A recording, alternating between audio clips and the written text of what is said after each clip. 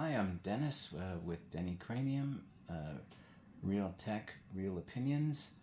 You'll notice that little red light flashing there. Nope, that's not red alert. That's not a warp core about to blow. Um, that's Dennison number one learning about PEQ or equalizers and how to apply them to your DAC devices. That one there, this one here flashing is the DS Audio, the Fosi Audio DS3. So I'm gonna do a very poor camera move and bring you back up to the screen here for the camera for the PEQ.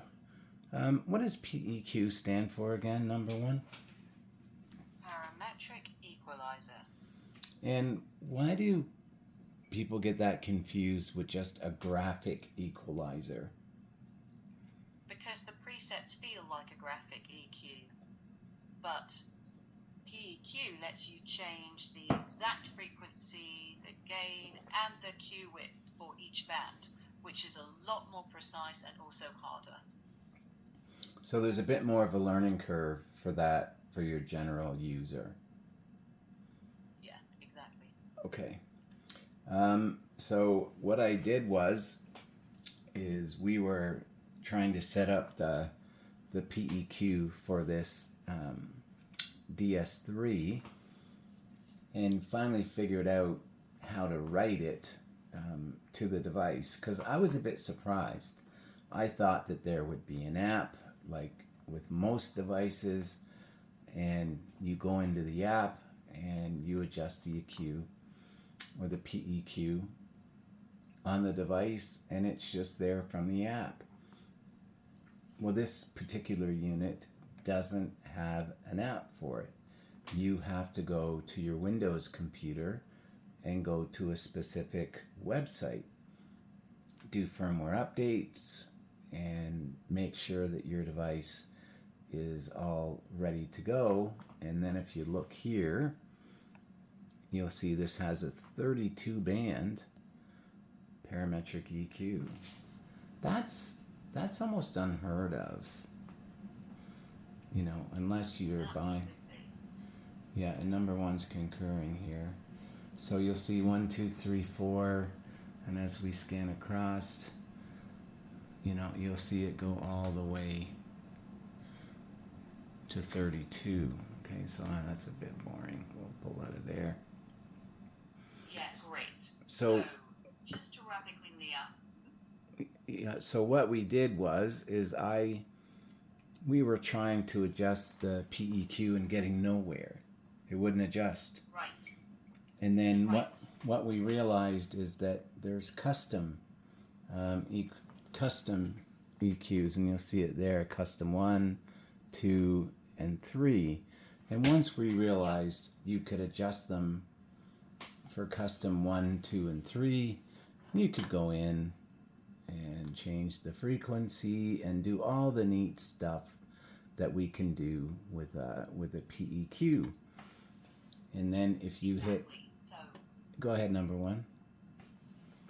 Oh, I was just going to say that you found the custom slots are where the PEQ actually lives. Okay. So presets are fixed, and that's why nothing seemed to move. And now you've got a clean arc for the video. I'm like, great, we've got the PEQ. How do we save it? Well, you hit this little download button here, and it saves it to your computer, and then you write it to the drive. Well, and then you get this little red flashing light, and I rushed it. So the lesson is not to rush it. Let it write to the file. Let it write the PEQ file to your device, and you won't end up with a very poor sounding PEQ curve that I had. So that was a lot of fun to learn. Absolutely.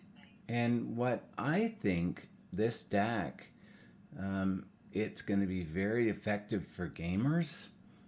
It does the 7.1 virtual surround, and I was reading some reviews online about it, and one was talking particularly about steps behind him, and that it really helped him, win his game.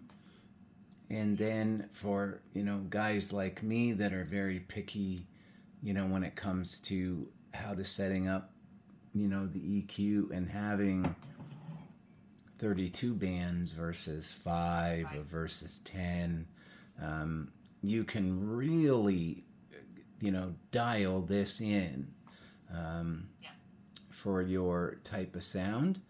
And most importantly, what IEMs you have. So I'm excited for the IM4s that we've been testing, and I was ready to send them back. I was about to say, you know what, these aren't cutting it for me, and I realized, you know what, I didn't give them enough of a chance. I didn't give them, I didn't do enough work on using the EQs and using the apps and what have you. So we're going to do a little more. Yeah, we're going to do a little more work with that. And if you find this stuff fun, doing the tinkering, learning about how to get the most out of the equipment you buy. And by accident, I tripped over really what this channel is about: squeezing the most fidelity out of the equipment you have, like just getting that last drop of sound quality out of it. And this hobby, allows you to experiment with things, learn things, and kind of be your own sound engineer mixing board. So this was a ton of fun, and I'm looking forward to spending a little more time with this, and wait for this red light to stop flashing. All right, so if you like this kind of thing, and if this is the way you want to learn about this hobby, please consider liking and subscribing to this channel. It helps me help you. Wherever you are, I hope you get to listen to some good music today. And as always, our family is the most important thing in our lives. Make sure they know that. All right, we'll see you soon. Cheers.